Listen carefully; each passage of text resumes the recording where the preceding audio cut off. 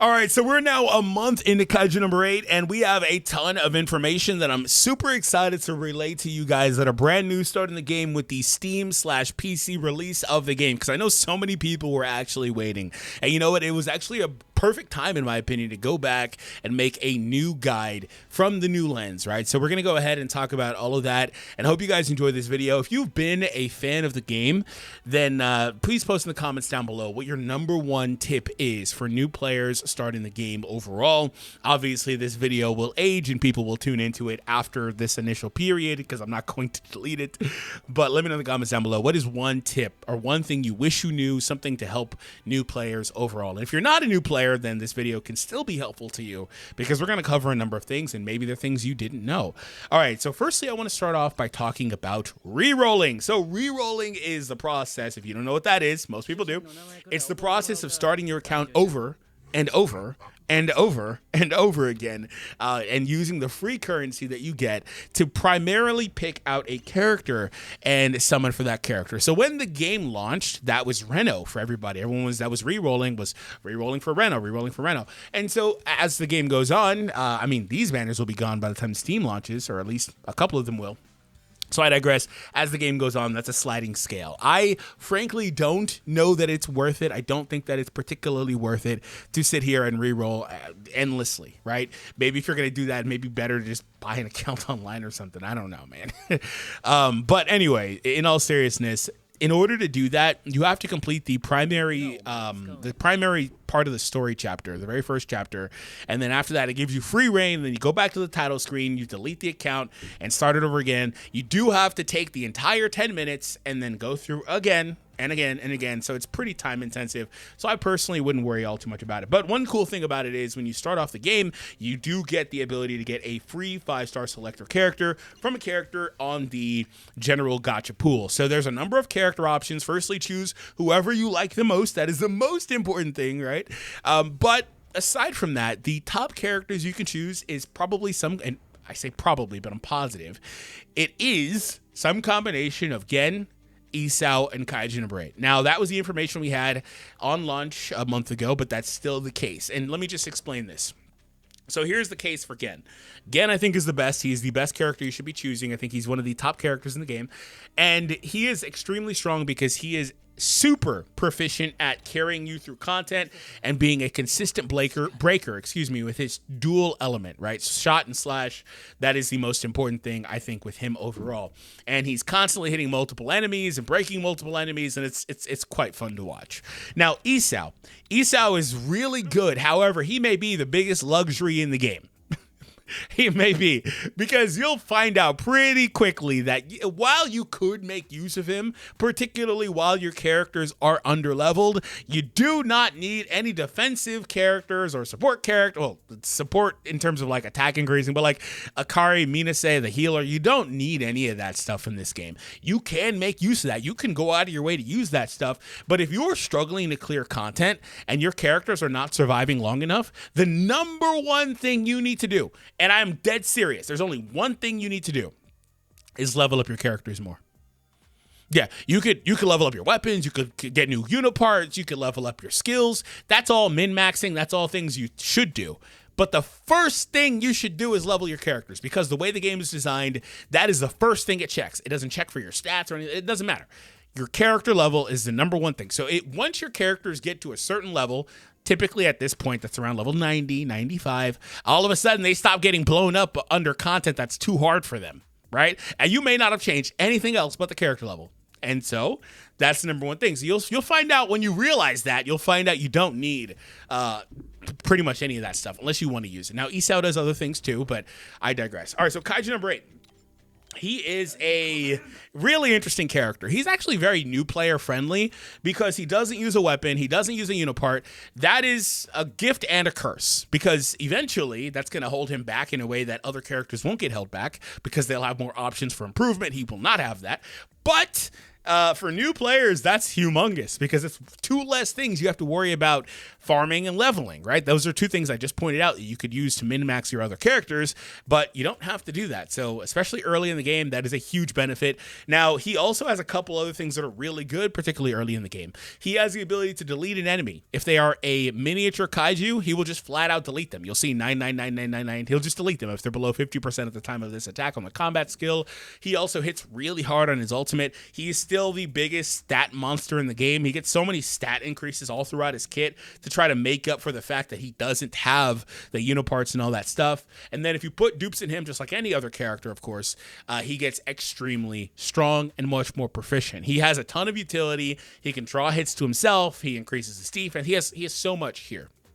So extremely strong. The only thing that I think really holds him back in terms of like making him the primary choice is that he's just single target.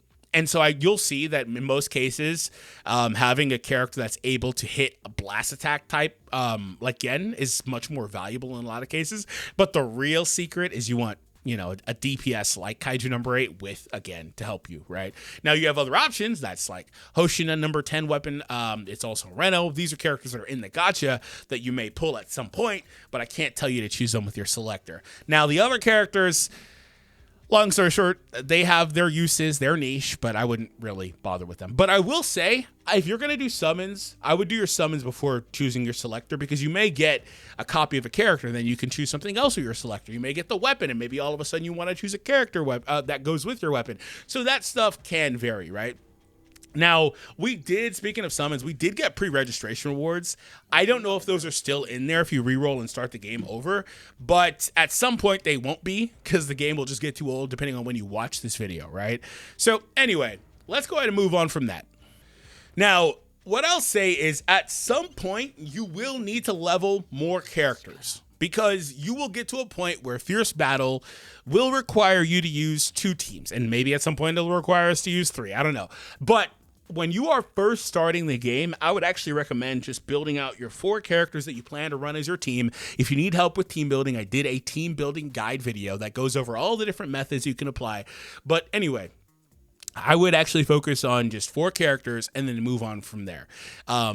Build those characters up, and then when you get to a point where you need more investment, worry about that then. I wouldn't start off by pushing every character. And if you do that, you could get in the trap of having your characters all at a lower overall level because you spread yourself too thin, and then all of a sudden, I guess maybe that's a gift and a curse, because all of a sudden maybe you do need your Isao. Maybe you do need your Akari Mitase. Like maybe you need these characters because you're so underleveled. But I would, again, focus on the 4, less is more, and then go from there, right? And that primarily is, again, levels on your character. And then after that, this is where it's a little tricky, right? Because as you level up and rank up, which is the most important thing in the game, really, you unlock the ability to play the harder content. And then when you play the harder content, you can actually farm much better. I know. Shocker, right? So all of this stuff becomes easier to do. It kind of snowballs on itself. You're able to farm better resources to upgrade your characters and all that stuff. So what I'll say is, I would not worry all too much about like min-maxing it too soon. Like I wouldn't worry about min-maxing your unipart set or any of that stuff too early. Certainly a blue unipart set with a low stat bonus, a star rank bonus, or a purple one. If you're going to do that, I would just completely ignore it until you get to the gold ones overall that are in there. But other than that, I just wouldn't worry about that too much, because it will just get so much easier as you go. And again, if you're leveling your characters, you're not going to need to worry about that all too much. And you can start leveling your character skills. That's not something that's going to change or get a ton easier. I mean, it will get easier with the material needed, right? Like you can farm these more effectively on harder difficulty stages. Really, all of this stuff is easier as you level, frankly. But you can work on that a little bit. But even there, you may get to a situation where you're starting to work on like 6, 7 characters and you're spreading all these other resources too thin. This is why it's important, because the credits, all these other materials, they're universally needed among all the characters and basically among all the upgrade types. All this stuff is kind of needed everywhere. And so you can really get into a crunch, especially for credits, where you have to go back and farm these other things, especially if you're not spending money. So that's why, like I said, I just think that resource efficiency is the most important thing. Less is more. Don't overextend. Don't spread yourself too thin. So I wanted to kind of talk about now a couple of options for you as free-to-play players. Now, we talked about what you can get when you first start the game, but I will also throw into the ring that you do get a number of 4-star characters to start the game. You get Kafka, I believe you get Kikuru, Reno, and you get Hoshina 4-star. So Kafka is a character that I really enjoy using. I think he's really good. Also, quick note on him, you get him fully limit broken, so he's not going to get it. You have him fully limit broken, right? He's not even in the gacha. You have him fully limit broken alongside his weapon. He is a transforming character, and he can be pretty good for you early. And on a side note, if you wanted to just scratch that Kaiju number 8 itch, you could, I guess, build Kafka. Now, I would not have him near the top of your priority list, but he's a character that's there that can be used as a free-to-play option especially. Now, next thing I'd like to say, do not sleep on these characters. It's hard to level characters, so even I have, a month later, still several characters in here that are level 1, haven't been able to level them up because it's quite hard. This is why I really want to drive home that you are making sure you're aware of that. It's not easy to level characters. It requires a lot of investment. Anyway, certainly level 100. It gets really ridiculous. Anyway, don't sleep on these characters, though. Each and every one of these characters can be put in a situation to be useful in this game. They all can clear content. You don't need 5-star characters. If your characters are leveled well enough, you can build these characters and play however you want. Say you wanted to play with all 4 stars. You could do that, and they could beat literally everything in the game. Now, at some point that may change, but for now, they could beat literally everything in the game. So don't sleep on these characters. But aside from that, they do have things that make them strong. So Iharu, for example, he does have a defense down here for 2 turns. That's probably the strongest one in the game. There are only 2 other characters that have that. Kafka has it, and 5-star Kikuru, I believe, have that. He's also got some damage over time. A lot of these other characters have damage over time if you needed to use that. You get to a point where you don't really need it, but I digress. Some of these other characters have buff clears, debuff clears from your team. You've got damage over time on a lot of them, frankly. You've got stuns on some of them, like these 2, I believe, has stuns. There's a lot of different like damage control or crowd control mechanics among these other characters that are simply not present on the 5-star characters. All the 5-star characters are basically just damage dealers to some degree. And then there's Isao, technically Sagan too, but then there's Isao who's just like, I'm not doing any damage. And also, among free options, the one that truly shines is Hoshina. It's kind of crazy in hindsight they give you this dude for starting the game. Like, he is ridiculous. And so the way to use him is you plug him as the buddy alongside your other character, and he just makes them pop. Especially with that first duplicate, they give you one for free, so you should be good. I don't know if they give you his dupe for free, but they give you him for free. So the first summon after that, you're pretty good. So if you need to know more about the bunny mechanic, again, I would stress that you check out my team building guide, but they give you a cracked character for free. This Ocean is ridiculous, easily one of the best characters in the game. And so those are 2 free options you can use. And Kikuru and Reno are just kind of there, but you don't necessarily need them. But other than that, like, those are 2 options you can use alongside your obvious selector choice. And so as a free player, you can build that way. Now, I could recommend multiple teams, but this is where it gets much harder because I don't know what everyone has. And so that's why, for the 3rd time, the guide that I did on team building is the most important thing for you guys to check out after you finish this out, right?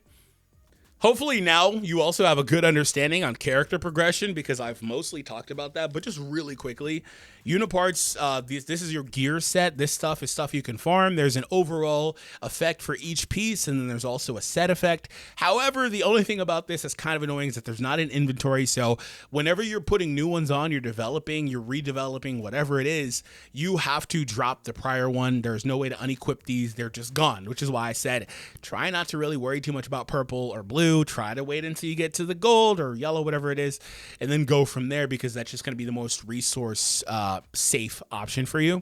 Other than that, you obviously can level up all these skills, and as you put dupes into the characters, their cap goes up to level 12, so you can upgrade them as well there. Ascensions are the dupe system, and so with this, passives are unlocked for characters. Other utility options are unlocked for all the characters.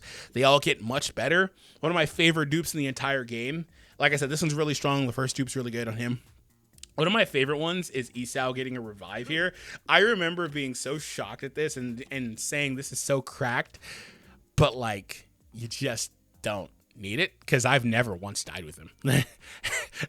I have never once had him die. And it's not even because of anything other than the fact that when I started using him, my entire team was leveled up. So I just didn't need it. And then even I discovered after that, I have another favorite, Akari Minase. She can flat out revive any character that dies. But once again, it just doesn't happen anymore. There's nothing in the game that's hard enough. Now, that could age like milk, right? That's the caveat. But eventually, I'm sure they'll find a way to make that not be the case. But for now, it's just not needed. So anyway, that's the Ascension system. That's unit parts. We talked about skills, and then character leveling. We've talked about all video long. So aside from that, I wanted to kind of make sure you have a full understanding of the game modes in the game. So firstly, we have the story mode. This is your number one place to go to get rank experience. Ranking up is pretty stagnant in this game. It's pretty hard overall to do. That is something I covered more in depth in another video, so feel free to check that out as well. So the main story is actually pretty fun. This is the game's original story. As you see, they have Sagan Shinomiya there, and they have other characters that are original to the game that they will be introducing. Actually, on the Steam release, they dropped Chapter 4, so that's pretty cool. So there's that. Memories is the story as we know, the regular story of the series. And then these are character-specific side stories that you can go to, and it'll tell you a little bit more about the characters, and you can have fun interacting with the characters that way. So that's there. Expedition is its own, like, a separate tower defense kind of mode. It's just kind of here. It's just kind of here. It's just kind of here. You don't really have to interact with it too much, but it is kind of fun.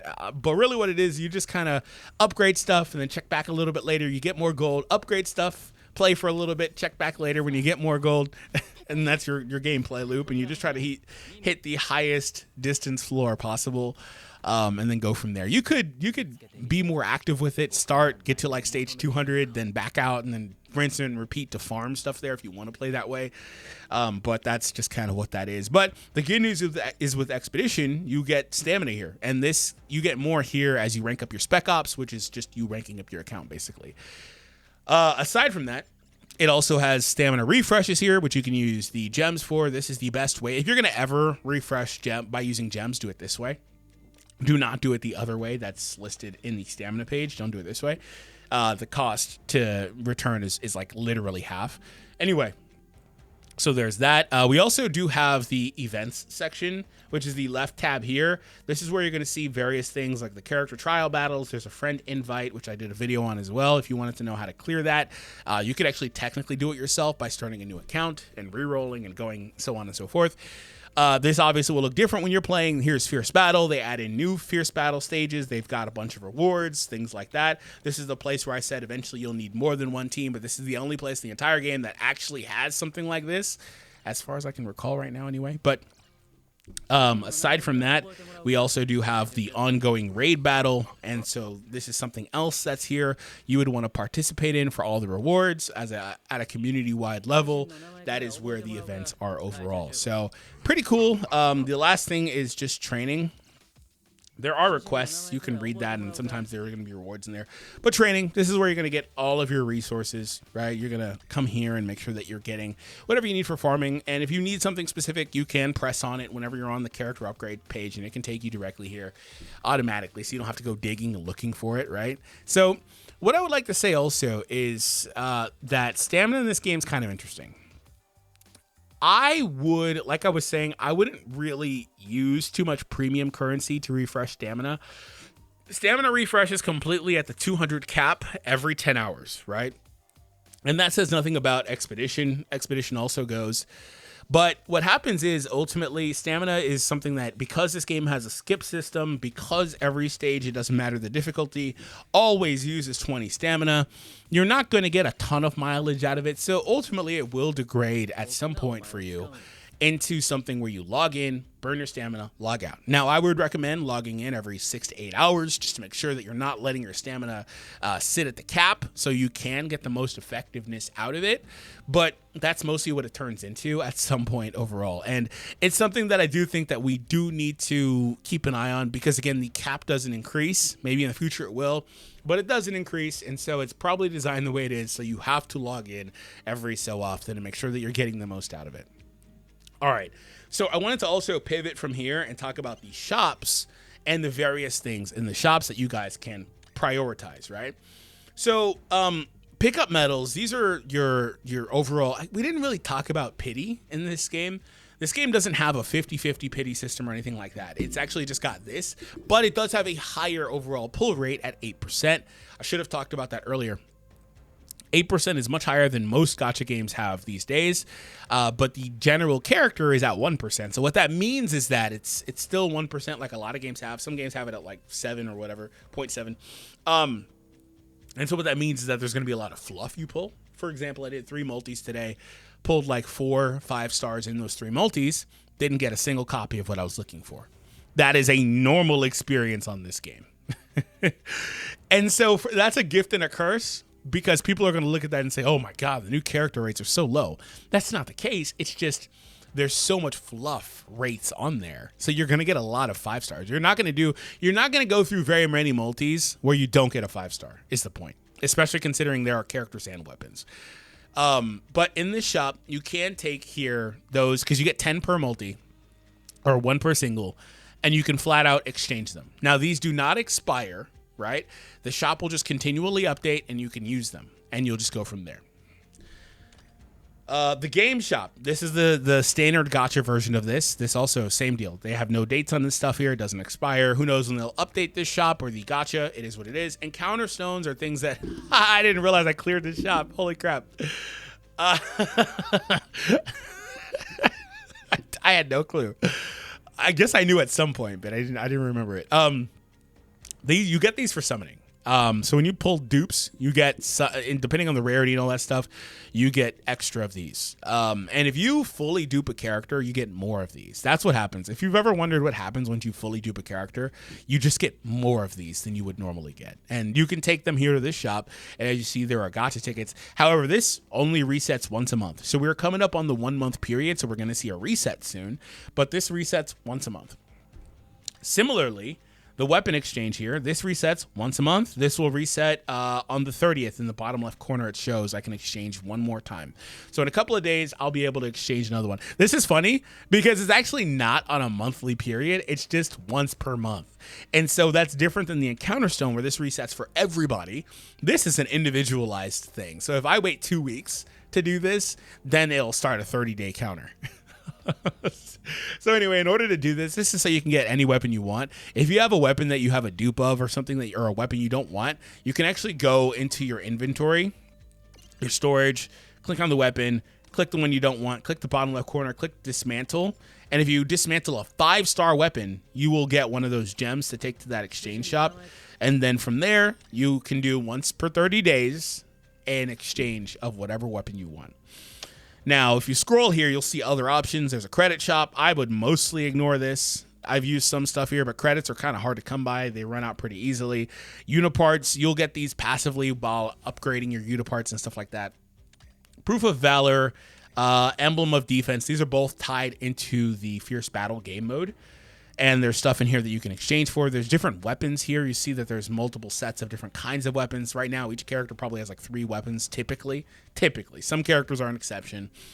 And then Expedition, you get once per week, you get 1,000 of this. This is actually kind of low-key a resource I would keep my eye on.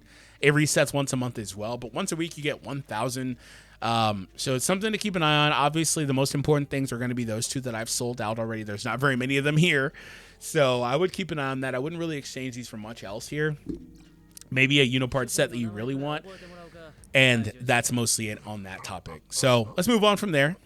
And the last thing I wanted to say is with the Steam release, you know, there are going to be new perks that come with playing on PC that may or may not be present on this game post that update. Maybe they'll do an update to the mobile version. But one thing I've been pretty annoyed at is that this, I've gotten used to it, but it was not playing at 60 FPS for me. I don't know that it is still, or maybe my eyes have just adjusted to it. I'd have to check it out. But it doesn't really run super smooth or anything like that. And these phones can go much higher than that nowadays. But secondly, like there's no like real settings in this game or options for any of that stuff for manipulating graphic quality or anything like that. Like you're going to see that stuff most likely on the Steam release. And then aside from that, you'll get better performance. It'll have controller support most likely. Typically when games get a PC client, they add controller support to their games as well that are on mobile. That's a pretty common thing because it's just one-to-one pretty much for them. So I do wonder if that would come here if you care about using a controller on mobile. I know that's still kind of a pretty niche thing for a lot of people to do, even though they've got a lot of these like backbone controllers and stuff. But you know, that's pretty cool. There's also obviously cross save. And so that's going to be a huge thing that you can really do to help upgrade and play better on PC on a bigger screen if you're looking for that. And this game is quite beautiful. It just doesn't really convey so well on mobile. So I'm really actually looking forward to seeing like these huge kaijus on PC. So again, if you want to check it out that way, you can. But make sure that you guys do hit that thumbs up and subscribe. And let me know in the comments which part of the game you find to be the most confusing. And let me know in the comments, and that will give me ideas for videos that I can do for you guys down the road. And I certainly would be willing to help you with that. And remember, if you're looking for other guides that I currently have put out, like a team building guide, etc., they'll be in the description, but they'll probably also be clickable on the screen right now. So instead of leaving, click one of those videos. It helps me out, and I'll see you over there.